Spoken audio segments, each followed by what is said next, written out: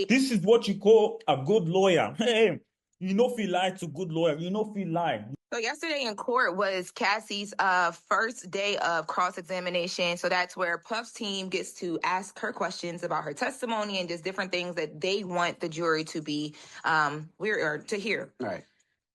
I don't know what the prosecutors are doing.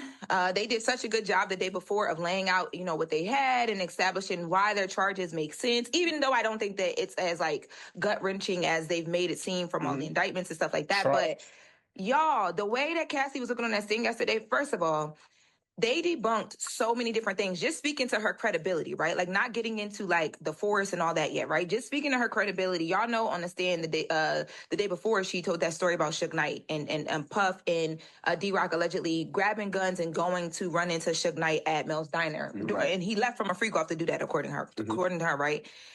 So according to the defense team and the interview that Cassie did with the prosecutors before she got on the stand, like in the beginning of the investigations, that story was completely not true that she said on the stand the day before that. So how did they debunk that? So they basically asked her, they said, hey, you remember yesterday you testified that you stayed. This is what you call a good lawyer. Hey, you know feel lie to good lawyer. You know feel lie. You will not lie to a good lawyer.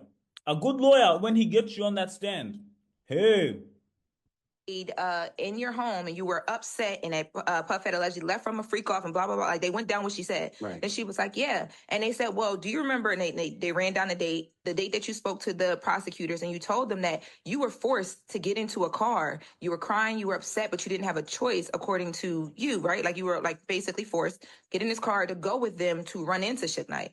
And she was like, I never said that. And they said, oh, okay, well, we have the transcripts from your interview with the prosecutors right here. She looks at it. She pauses for a moment. She said, I don't know why this was